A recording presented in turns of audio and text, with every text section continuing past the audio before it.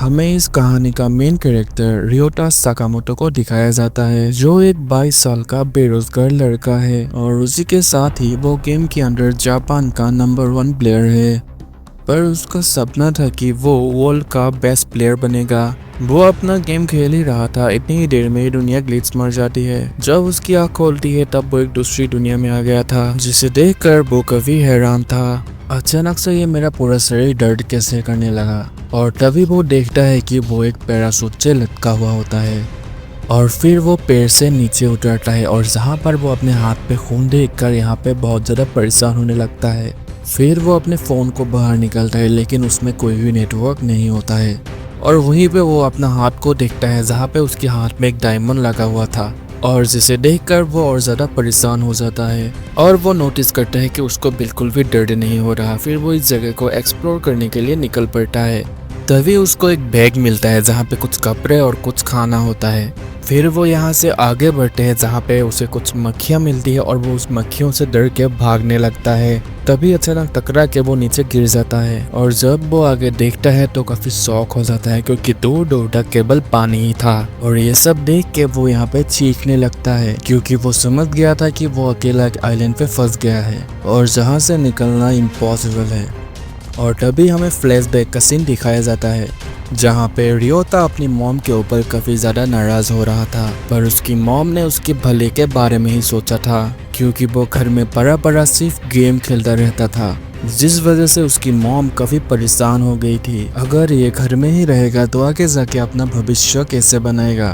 पर रियोता अपनी मॉम के ऊपर चिल्ला के यहाँ से चला जाता है। तभी उसकी माँ उसकी तरफ देखती है, जो कि उसको लेकर बहुत ही ज्यादा परेशान थी। और फिर कुछ ही देर बाद शाम हो जाती है। तभी रियोतो के पास 2 आदमी आता है और फिर सीन कट होके रियोतो पे आता है।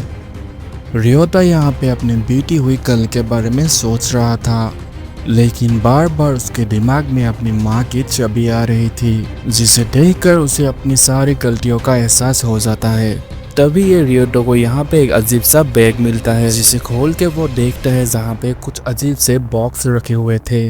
वो उसे उठाकर चेक करता है, लेकिन तभी उस बॉक्स से टाइमर चालू हो जाता है और जैसे ही वो टाइमर 0 पे आने वाला था, रियोतो उस टाइमर को फेंक देता है और तभी अचानक यहाँ पे एक ब्लास्ट हो जाता है और वो समझ जाता है कि वो सब बॉम्ब है। लेकिन ये सब बॉम्ब इस बैग में क्या कर रहे हैं। वो उस बैग को लेकर समुद्र में सब कुछ फेंकने के लिए जा ही रहा होता है कि और इतने ही देर में उसे एक शैडो दिखती है। पर रियोतो को लगता है कि वो एक इंसान है और वो उससे मदद मांगने की कोशिश करता है, अगर वहां पे कोई है तो प्लीज मेरी मदद करो, मैं यहाँ पे फंस गया हूँ। और तभी वो देखता है कि एक आदमी उसकी तरफ कुछ फेंक रहा है और जैसे ही वो चीज उसकी नजदीक गिरती है, वहां पे एक ब्लास्ट हो जाता है, जिस वजह से वो यहाँ से दूर गिरता है। और जब वो उठकर देखता है कि वो आदमी इसके नजदीक चला रहा था, तभी वो उस बैग की तरफ देखता है और उसे वहां पर याद आता है कि ये तो उस गेम की तरह है जो वो पहले खेला करता था। और तभी वो खड़ा होता है और उस बैग को लेकर यहाँ से भागने लगता है और कहता है कि ये क्या मजाक है, ये तो बिल्कुल गेम की तरह है।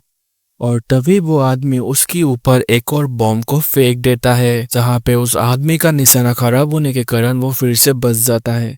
वो आदमी रियोतो के पीछे भाग भाग कर परेशान हो रहा था, जहाँ पर वो रियोतो से कहता है कि अरे भागना बंद करो, मेरे हाथों मर जाओ। पर रियोतो उस आदमी का एक भी नहीं सुनता और अपनी जान बचा के यहाँ से भागता रहता है। और तभी उसे गेम की स्ट्रेटेजी याद आता है, जहाँ पे वो कहता है कि हमें गेम में दुश्मन को हराने के लिए छुपना पड़ता है। और तभी वो आदमी फिर से उसके ऊपर बॉम्ब से अटैक करने लगता है, लेकिन रियोता फिर से उससे अटैक से बच जाता है और वो सोचता है कि क्या मुझे उससे फिर से लड़ना होगा, और अगर मैं उससे नहीं लड़ा तो वो मुझे मार डालेगा। जहाँ पर उसका दिमाग एकदम काम नहीं कर रहा था कि उसको क्या करना चाहिए। यहाँ पर उसके ऊपर फिर से अटैक होता है और अब यहाँ पे रियोतो परेशान हो चुका होता है। और तभी हम देखते हैं कि रियोतो अपने बैग से बॉम्ब निकलता है और उस आदमी के ऊपर फेंक देता है, लेकिन वो बॉम्ब उस आदमी के ऊपर से जाके सीधा पानी में गिरता है, जिस पर वो आदमी कहता है कि अरे इसका निशाना तो मुझसे भी ज्यादा बेकार है। और इतनी ही देर में रियोतो यहाँ पर चुप जाता है और जहाँ पर वो आदमी फिर से उसको ढूंढने लगता है। और तभी पीछे से एक आवाज आता है कि जहाँ पर रियोतो कहता है कि तुम मुझे मारना क्यों चाहते हो। और मैं किस जगह हूँ और मेरे हाथों में ये क्या है। जहाँ पे वो आदमी रियोटा के ऊपर हंसने लगता है और कहता है कि तू तो गधा है, तुझे तो शायद ये भी पता नहीं होगा कि इस बॉम्ब को कैसे इस्तेमाल करते हैं। और हाँ, मैं तुम्हें तब तक नहीं बताऊंगा जब तक तुम मर न जाओ। इतना कहने के बाद वो आदमी रियोटो के ऊपर एक और बॉम्ब फेंकता है, जिस वजह से रियोटो को चोट लग जाती है, लेकिन वो भागना बंद नहीं करता। और वो भागते भागते सोचता है कि ये सब क्या है और ये सब मेरे साथ ही क्यों हो रहा है। तभी उसके दिमाग में एक आइडिया आता है कि उसे लगता है कि मैं उस बंदे को ये कहूंगा कि मैं हार गया हूँ, शायद वो ये सुनकर रुक जाएगा। रियो तो उसके सामने हाथ खड़े कर देता है और कहता है कि मैंने हार मान लिया है, लेकिन वो आदमी रियोटो की बात बिल्कुल नहीं सुनता और एक के बाद एक हमला करने लगता है, जिस वजह से रियो तो उछल के जारियों में गिरता है। थोड़ी देर बाद वो आदमी वहां पर आता है और कहता है कि मुझे पता है कि तुम अभी भी मरे नहीं हो, तुम जहां पे भी छुपे हो चुपचाप बाहर निकल आओ, क्योंकि तुम मुझसे नहीं बच सकते। और तभी रियोटो के हाथ में लगा हुआ डायमंड ग्लो करने लगता है और फिर वो कहता है कि ये मेरे साथ क्या हो रहा है। उसके बाद उसका हिम्मत बिल्कुल टूट जाता है और उसे लगता है कि मौत बिल्कुल उसके नजदीक आ चुका है। लेकिन वो अपने मन को दिलासा देता है और कहता है कि मैं तो इस गेम का चैंपियन हूँ, मैं ऐसे नूब प्लेयर से नहीं मर सकता। फिर वो अपने बैग से बॉम्ब को बाहर निकालता है और उसमें टाइमर स्टार्ट कर देता है। तभी रियोतो उस बंदे को देखता है जो अभी भी उसको ढूंढ रहा है, और अनजाने में वो बंदा रियोतो की तरफ ही बॉम्ब फेंकने वाला था, और जिस वजह से रियोतो डर जाता है और पानी की तरफ भाग जाता है। लेकिन पानी की आवाज से उस बंदे को पता चल जाता है कि रियोतो पानी में गया है और वो बंदा पानी के बाहर ही खड़ा होकर उसका इंतजार कर रहा था। और तभी हमें रियोतो को दिखाया जाता है कि जो कि पानी के गहराई में चला जा रहा है अभी भी, और जाते जाते वो यहाँ पे उल्टी गिनती गिन रहा था क्योंकि उसका प्लान पहले से ही तैयार था। तभी उस आदमी के पैरों के नीचे एक धमाका होता है और फिर थोड़ी देर बाद रियो तो पानी से बाहर आता है, लेकिन उसे बहुत ही गिल्टी फील हो रहा था क्योंकि उसने जिंदगी में पहली बार किसी इंसान को मारा है। फिर उसका ध्यान उस बंदे के बैग की तरफ जाता है जहां पर उस बैग के ऊपर काफी ज्यादा ब्लड लगा हुआ था। सीन फिर से फ्लैशबैक में जाता है जहां पर रियो तो किसी के ऑफिस में आया था जॉब मांगने के लिए, लेकिन वो लोग हमेशा की तरह रियोतो को रिजेक्ट कर देते हैं। जिसके बाद रियोतो घर में आके उस गेम को फिर से खेलने लगता है और तभी उसके पास उसकी माँ आती है और बोलता है कि बेटा तुम फिर से वही गेम खेल रहे हो। जिसके बाद वो अपने माँ पर चिल्लाते हुए कहता है कि मैंने आपको कितनी बार बोला है कि आप बिना इजाजत के मेरे रूम में मत आया करो। तभी उसकी माँ बहुत डरते हुए कहता है कि मैं तुम्हारे लिए एक स्टोर पे एक जॉब को ढूंढा है, कब तक तुम एक मामूली गेम कंपनी में जॉब करने का सपना देखोगे। तभी रियोता गुस्से में आकर कंट्रोलर अपनी मॉम की तरफ फेंक देता है, जिसे देखकर उसकी मॉम डर जाती है और यहाँ पर रोने लगती है। और तभी हमें दिखाया जाता है कि सीन प्रेजेंट में आता है जहाँ पर वो एक झील के किनारे बैठा हुआ होता है और तभी उसकी नजर एक लड़की पर जाती है जो पानी से अपने आप को साफ कर रही थी।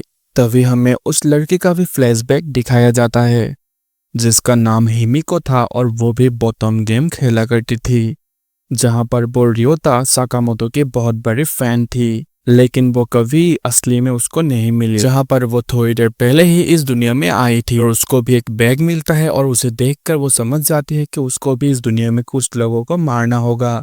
लेकिन वो जंगल के अंदर जाने से काफी ज्यादा डर रही होती है क्योंकि जंगल बहुत अंधेरा और वहां पे कभी कीड़े मकोड़े भी थे।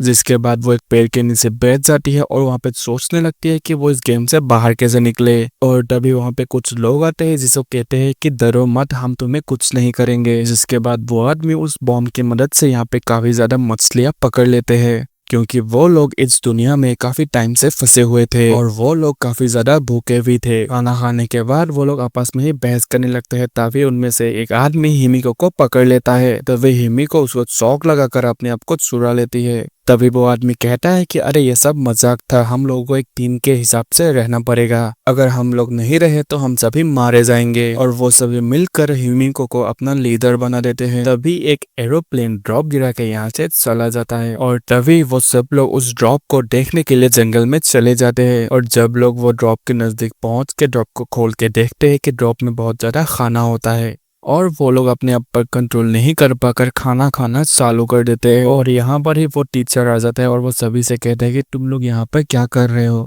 हम लोगों को खाना एकदम बचा के खाना होगा क्योंकि हम लोगों को पता नहीं है कि अगली बार खाना हमको कब मिलेगा। पर उसके साथी को ये बातें बिल्कुल पसंद नहीं आती और वो उसका गला काट देता है, जिसे देखकर हिमी को एकदम शॉक हो जाती है क्योंकि उसने पूरी लाइफ में पहली बार अपनी आंखों के सामने किसी का मर्डर होते देखा है। जिसके बाद हमें रात का सीन दिखाया जाता है जहां पर हिमिको सो गई थी। उसके पास से एक आदमी आता है। वो उससे कहता है कि देखो अभी हमें यहाँ से भागना होगा।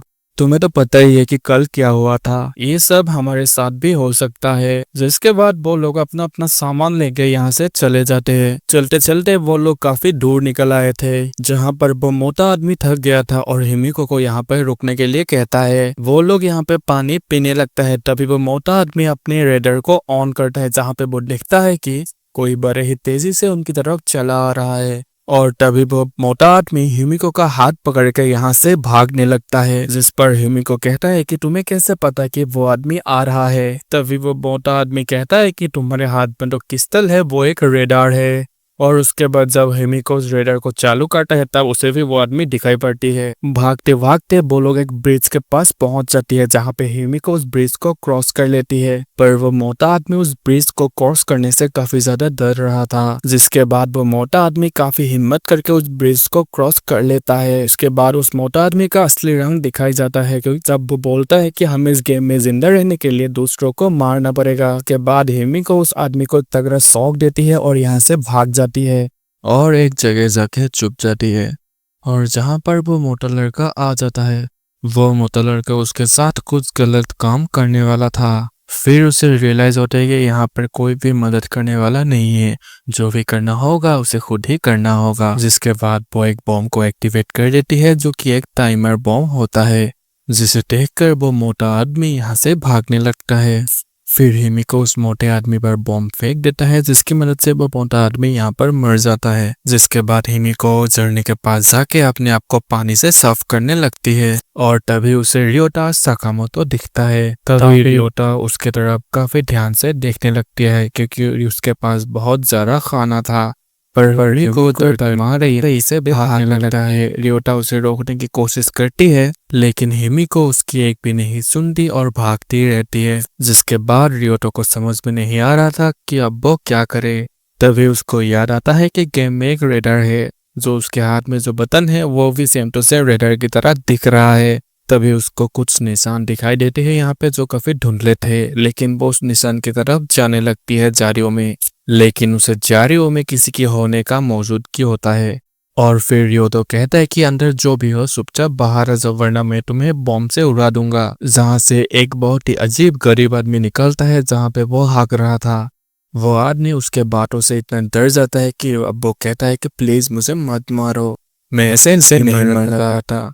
तभी रियोटा सोचने लगता है कि इस गेम के अंदर कितने लोग फंस गए हैं, जहां पर वो दोनों आके झरने के पास बैठ जाता है। लेकिन वहां पे मोटा आदमी कहता है कि तुम्हें बिल्कुल याद नहीं है कि हमारे साथ क्या हुआ था। हम सभी एक प्लेन में बैठे थे और अचानक से इस दुनिया में गिर गए। जहाँ पे रियोटा कहता है कि मुझे कुछ भी समझ में नहीं आ रहा है, क्या तुम मुझे साफ शब्दों में समझाओगे। जहाँ पर वो आदमी कहता है कि मैं अपने घर में था जहाँ पे दो ब्लैक सूट पहने आदमी आता है और उसके बाद का मुझे कुछ भी याद नहीं। और जब मेरी आंखें खुली तब मैं इस दुनिया में ऑलरेडी आ चुका था। और हाँ, मुझे जहाँ तक याद है कि हम सभी लोग एक ही प्लेन में थे जहाँ पर सभी उम्र के महिलाएं, आदमी और काफी ज्यादा बच्चे भी थे। और वो ये भी कहता है कि ये गेम आपको काफी मजा दिलाएगा। जहाँ पे उसे पता लगता है कि वो कोई दूसरी दुनिया में नहीं है, दरअसल वो एक आइलैंड में फंस गया है। और उस आदमी ने ये भी कहा था कि यहाँ पे कोई खाने पीने की चीजें नहीं होगी। अगर तुम्हें इस आइलैंड से निकलना है तो तुम्हें गेम को जीतना होगा।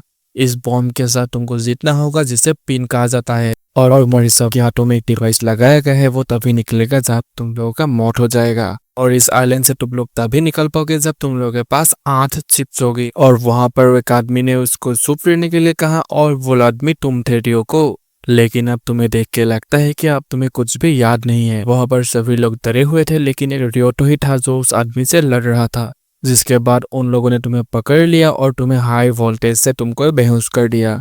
और तभी रियोटा कहता है कि अच्छा ये बात है, इसलिए मुझे शायद कुछ भी याद नहीं। फिर यहाँ पर रियोटो सोचता है कि अगर मुझे इस गेम से बाहर निकलना है तो मुझे 7 लोगों को मरना होगा। लेकिन तभी वो मोटा आदमी कहता है कि अरे तुम परेशान मत हो, अगर तुम चाहो तो हम साथ में काम कर सकते हैं। अगर हमें साथ में बाहर निकलना है तो हमें सिर्फ 14 लोगों को मारना होगा। और यहाँ पर वो मोटा आदमी कहता है कि मैं किसी को मार नहीं सकता, लेकिन इस गेम से बाहर निकलने के लिए हमें ये काम करना ही पड़ेगा। तभी रियोटा सोचता है कि मैं भी किसी को मारना नहीं चाहता, पर जैसे ही मैंने इस दुनिया में कदम रखा तभी मैंने एक आदमी को खत्म कर दिया। तभी वो आदमी कहता है कि तुम शायद मेरे साथ काम करना नहीं चाहते हो क्योंकि तुम एक जवान हो और मैं एक बुरा आदमी हूँ। इतना कह के वो आदमी यहाँ से जाने लगता है। लेकिन तभी रियोतो उस बुरे आदमी से कहता है कि मैं तुम्हारे साथ खेलूंगा, लेकिन मेरे भी कुछ शर्तें हैं। अगर मैं तुम्हारे साथ हूँ तो मुझे भी पता होना चाहिए कि तुम्हारे पास कितना बॉम्ब बचा हुआ है और वो बॉम्ब किस टाइप। जिस पर वो मोटा आदमी कहता है कि मैं तुमसे अभी भी मिला हूँ, मुझे सोचने के लिए थोड़ा टाइम दो। तुम्हारे पास 2 बैग है जिसे देख के लगता है कि तुमने किसी आदमी को मारा है, इसीलिए मुझे तुम्हारे ऊपर ट्रस्ट करने का थोड़ा टाइम दो। तभी रियोटा सोचता है कि ये बुरा जरूर है लेकिन काफी अक्लमंद है। तभी रियोटो उसे कहता है कि अरे मैं तो मजाक कर रहा था, मेरी ऐसा कोई भी शर्तें नहीं है। जिसके बाद वो एक दूसरे को अपना नाम बताते हैं और जान पहचान थोड़ी बढ़ाते हैं। दरअसल उस बुरे आदमी का नाम क्योशी तायरा है। तभी रियोटा को कुछ आवाज सुनाई देती है जहां पर वो क्योशी से कहता है कि ये किस चीज की आवाज है। जिसके बाद वो कहता है कि अरे मुझे नहीं पता, ये आवाज तो मुझे कल भी सुनाई दिया था। जिसके बाद वो दोनों पहाड़ी पे उस आवाज का पीछा करते करते चले जाते हैं जहां पर वो एक प्लेन की आवाज है जिससे काफी सारे ड्रॉप नीचे गिर रहे थे। यहाँ पर कुछ भी खाने पीने के लिए नहीं है जहां पर ये लोग कुछ हमें खाने पीने के लिए सामान दे रहे हैं। रियोटो उस आदमी से कहता है कि वो बॉक्सेस खाने पीने के बॉक्सेस है और ये कहकर रियोटो उस बॉक्सेस की तरफ भागने लगते हैं जहां पर रियोटो देखता है कि एक लड़की उससे पहले उस ड्रॉप पर पहुंच गई है। ये सब देख के रियोटा काफी उदास हो जाता है, लेकिन तभी वहां पे एक ब्लास्ट हो जाता है जिसकी वजह से वो लड़की वहीं पे खत्म हो जाती है। तभी वहां पे एक लड़का आता है जो लड़की की शिप को निकालता है और बैग को लेकर यहाँ से चलने लगता है। तभी रियोटा ये सब देखने के बाद सोच में पड़ने लगता है। वो सोचता है कि अगर वो पहले गया होता तो उस लड़की की जगह वो आज होता। जहां पर वो कहता है कि यहाँ के लोग इतने ज्यादा बेरहम हो गए हैं कि असली जिंदगी में भी गेम खेल रहे हैं। और इतनी ही देर में वो आदमी भी यहाँ पर आ जाता है और तभी वो नीचे उस लड़की को देखते हैं। वो मोटा आदमी रियोटो से पूछता है कि क्या तुमने उसको मारा है। जिसका जवाब में रियोटो कहता है कि नहीं, मैंने उसे नहीं मारा, मैंने आने से पहले ही इसने उसको मार दिया था। और तभी रियोटो उस आदमी से कहता है कि ये एक जिंदगी और मौत का गेम है, अगर हमने किसी को नहीं मारा तो वो इंसान हमें मार डालेगा। तभी रियोटो यहाँ पे एक और पैराशूट देखता है और वो उसे कहता है कि वो हमसे ज्यादा दूर नहीं है, अगर हम वहां पे गए तब भी मारे जाएंगे और अगर हम नहीं गए तब तो भूख से मारे जाएंगे। उसके बाद क्योशी कहता है कि ऐसी बात है तो हमें लड़ना ही होगा, वैसे भी उसके बाद हमारी मौत ही होने वाली है। जिसके बाद दोनों खाना लेने के लिए उस पैराशूट की तरफ निकल चलती है।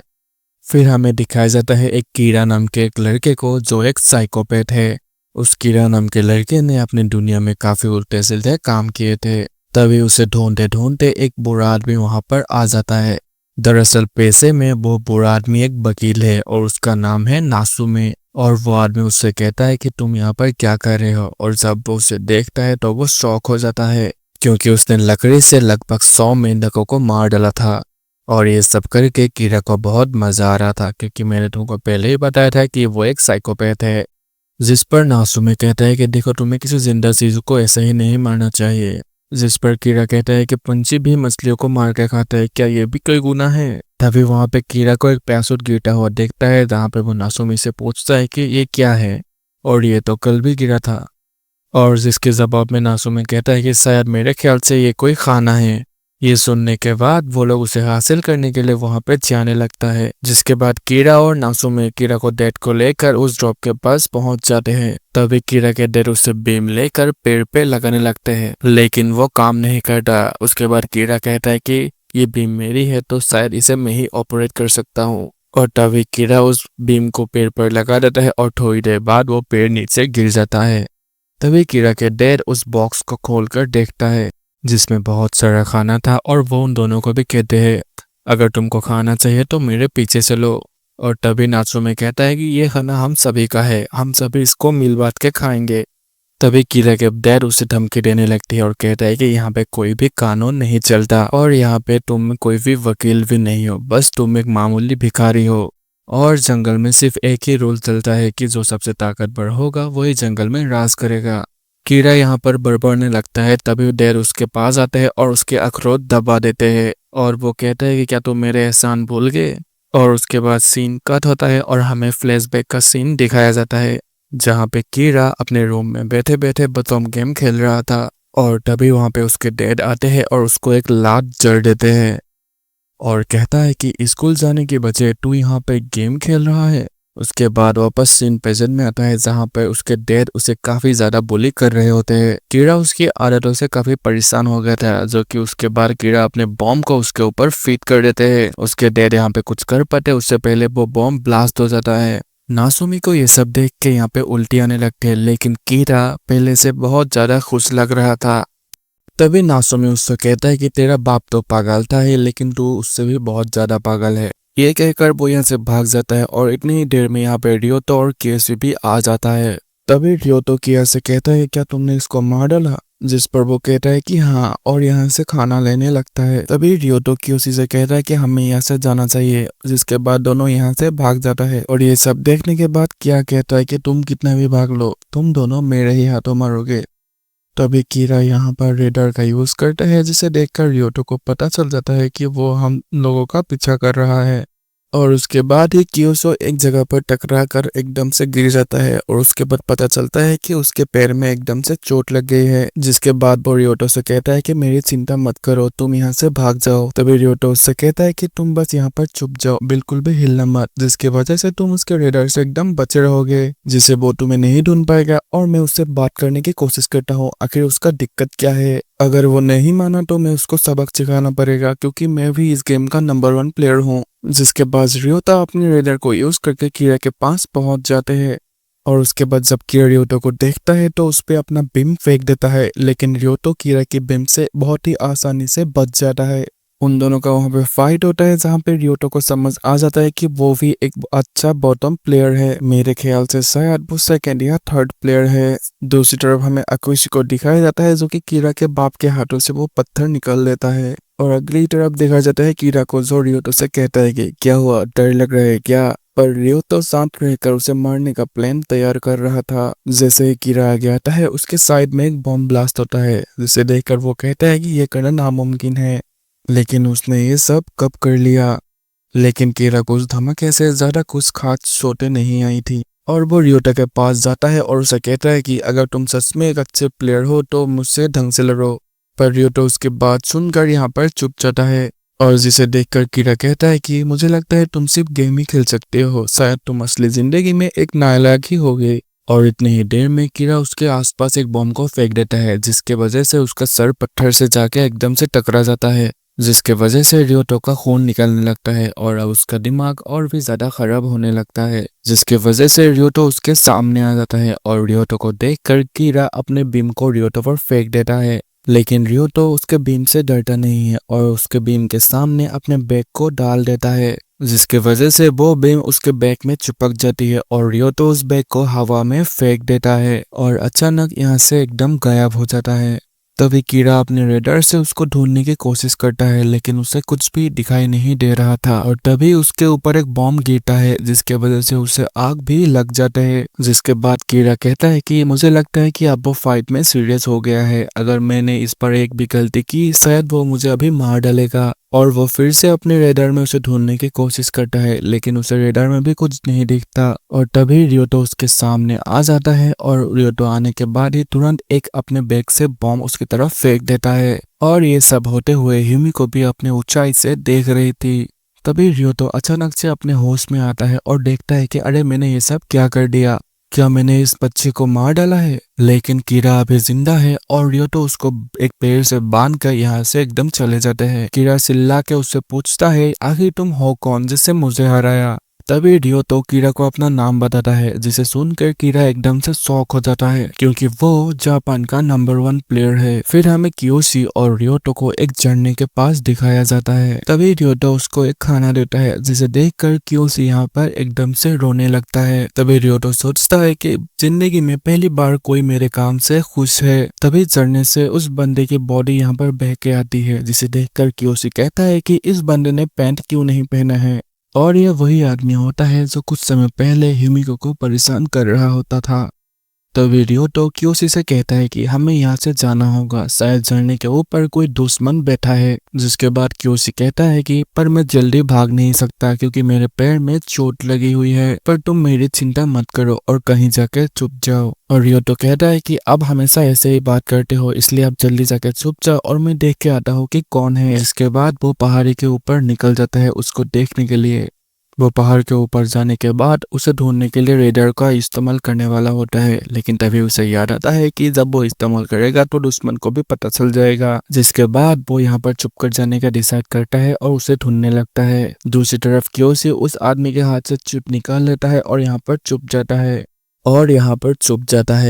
और रियोटो भी उसे ढूंढते ढूंढते परेशान हो जाता है, लेकिन उसे कोई भी नहीं मिलता। और तभी उसकी नजर एक सड़ी हुई बॉडी पर जाती है, जिसको देखकर उसे एकदम से उल्टी आने लगती है। फिर उसे लगता है कि चलो अब रेडर को यूज कर लेना चाहिए। और तभी उसे एक आदमी दिख जाता है जिसे ने उस मोटे आदमी को मारा था। जिसे देखकर रियोटा कहता है कि अच्छा ये है वो राक्षस जो लोगों को मार रहा है। पर जब वो ध्यान से देखता है तो वो एक लड़की होती है जो उसे कुछ समय पहले झरने के किनारे दिखी थी।